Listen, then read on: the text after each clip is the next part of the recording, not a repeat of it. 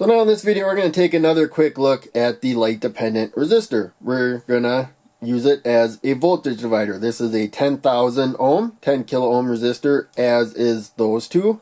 All three of these light dependent resistors here are wired as the same voltage divider. With the 10 kilo ohm resistor right now, they are on the high side there. So you can see light dependent resistor is on the more positive side, while the fixed resistor is on the more negative side. We're going to get a variable voltage divider based on how much light is falling on the light dependent resistor. This is the highest value light dependent resistor. The lowest value one is on top. So hopefully that makes sense. I have current limited to 20 milliamps from this power supply. We will come nowhere near that in this video, but that helps protect things if there's a short circuit or something.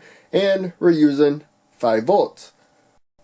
So now we have the pocket oscilloscope to look at voltages. It's not connected to anything right now. The cable comes out to these alligator clips, which I clip to jumpers so I can move them around easily. This one we're putting to the negative supply rail right there. That's ground, that's 0 volts. There will be a voltage difference to the red one right here, and that will show up on the display. We had a false signal there, but it picked up signals from my body right there, as you can see.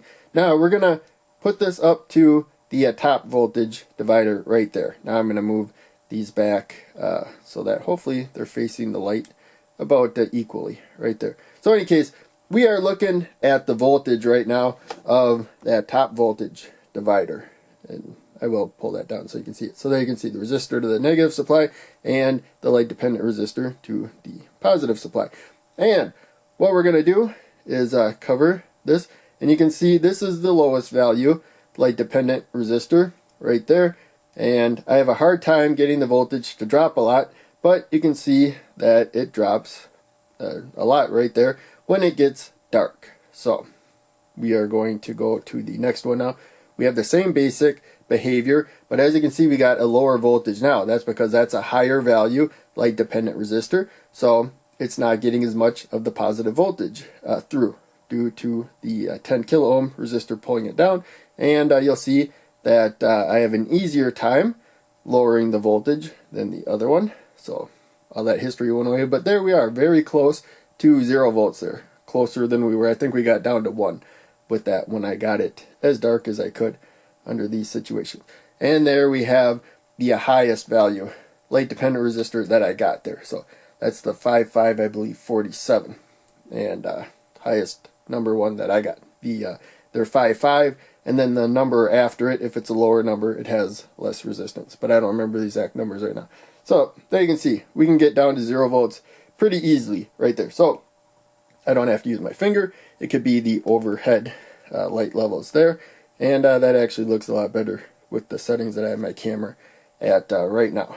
So we're going to leave it at that light setting. So now we wired this to get the opposite effect. We got the light dependent resistor there on the low side. It goes to the negative supply, while the fixed resistor now goes to the positive supply. So as we talked about in the last clip, these light dependent resistors have a different resistance, which is affecting the voltage that we get out. Normally you probably only got one type, a light dependent resistor, and you change the sensitivity of it by altering the fixed value resistor. You probably have tons of values of fixed resistors, at least you should, 1/4 watts, because that's usually the adjustment you make, is the resistor more than anything else, because usually you have the most values and they're used in pretty much every circuit, and so you want as many values as you can to make all the adjustments you can. So now we have the light dependent resistor on the low side. You can see we have a higher voltage for this light right here, and the light's kind of lower. I can turn it up. There you can see when it gets brighter, the voltage goes down. Whereas before, when it got brighter, the voltage went up. Now I cover it. There you can see we can really easily get it to the 5 volts. So we're just getting the opposite voltage direction based on how much light is falling on the light dependent resistor.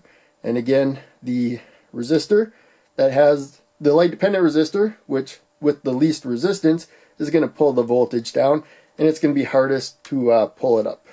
Right there. So we get it brighter, and I lost my little cover, but there you can see with my finger there, we get about halfway. There it is.